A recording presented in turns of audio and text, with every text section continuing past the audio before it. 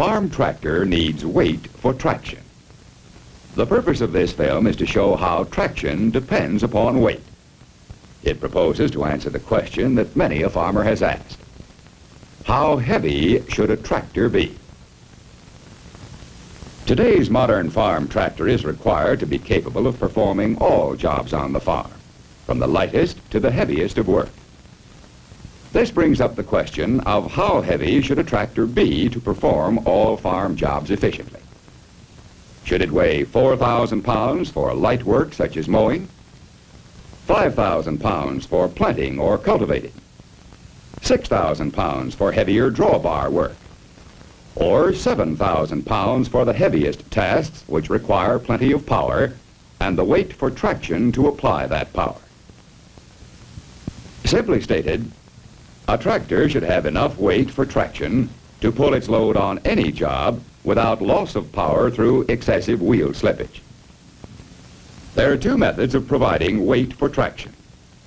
One dates back to the old steam and oil engine days. Tractors like this, with their steel wheels and heavy lugs, were designed primarily to do heavy drawbar work, and weight was built in for this reason. Plowing stationary threshers was the only other job for which these 10-ton monsters could be used. All other farm operations were out of the question. These machines were too heavy on the land and would have done more harm than good. How would you like to spend a 10-hour day on this outfit? The other method of providing weight for traction is the one used in this modern farm tractor, equipped with the automatic traction booster system, a fundamental advancement in farm mechanization which adds weight for traction automatically as needed for heavy drawbar work.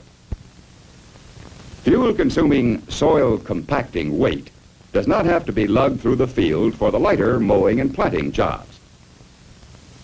Let's see for ourselves how important weight is to traction and how Traction Booster can enable a tractor weighing less than 5,500 pounds to do as much or more work than a much heavier machine. We'll drive a conventional tractor which has a fixed weight onto a scale. Its weight checks out at 6,588 pounds. A D-17, which normally weighs much less, has had extra weight added until it too weighs in at 6,588 pounds. Both of these tractors have enough power to spin their wheels.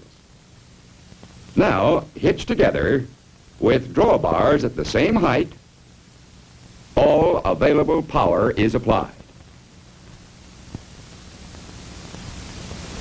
You can see for yourself that neither one has the advantage because they are equal in weight and thus equal in traction.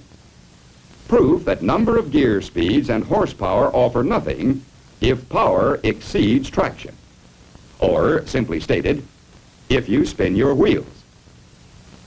More weight is needed to pull a greater load, not more power. This is proven by adding an extra weight to each wheel of the D-17. The result? See for yourself. Weight makes the difference in traction. But traction gained by adding weight this way is the old-fashioned type of engineering. It is weight that cannot be varied to suit changing conditions.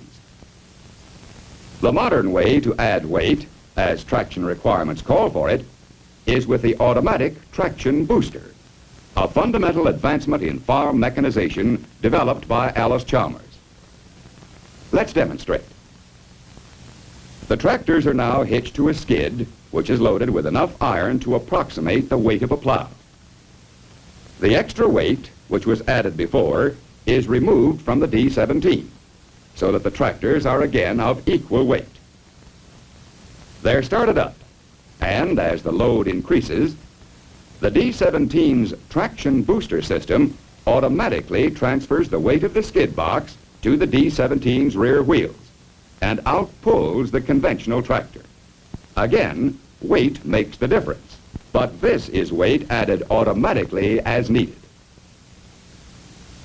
In the field, where it really counts, With both tractors pulling 4 bottom plows in the same ground, the D-17, with all weights removed, almost 1,500 pounds lighter in weight, still has less wheel slippage because the traction booster is automatically regulating weight transfer at all times, matching traction to load.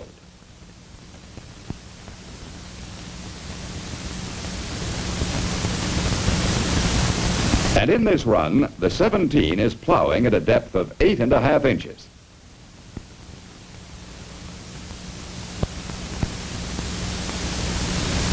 Against a depth of only 6 inches for the much heavier tractor with its fixed weight. A simple test shows what this can mean in work done with a given amount of fuel.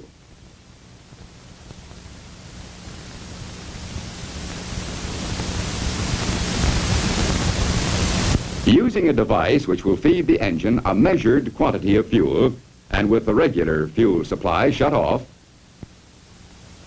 the D-17 is driven over a 700-foot course with a 4 bottom plow. As it proceeds along the course, the automatic traction booster is constantly matching the weight of the tractor to the load conditions, so that wheel slippage is kept at a minimum. At the 700-foot mark, there is still fuel left. The 17 crosses the headland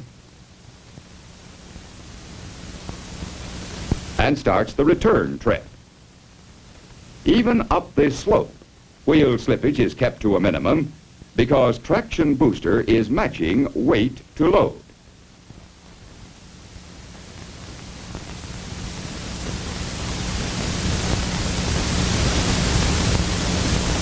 Finally, the fuel supply is exhausted.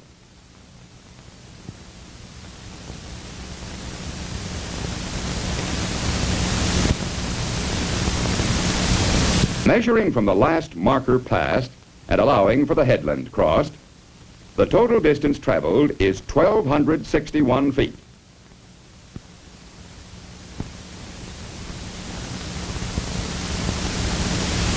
And the depth plowed is almost 9 inches.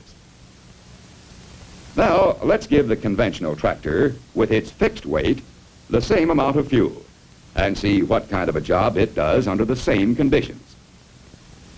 It starts off on the same 700-foot course over which the D-17 traveled, using a 4-bottom plow with identical bottoms. This tractor weighs 1,500 pounds more than the D-17, but its weight is constant. It does not have the advantage of automatic traction booster.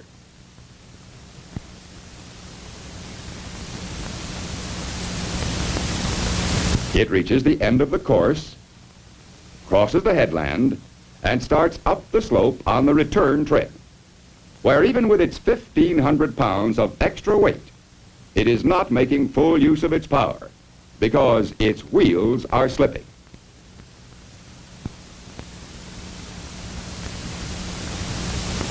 Now, the fuel is exhausted. Again, allowing for headland crossed, the total distance traveled is 836 feet, only 66% as far as the D-17 traveled on the same amount of fuel. And plowing at a depth of only 7 inches.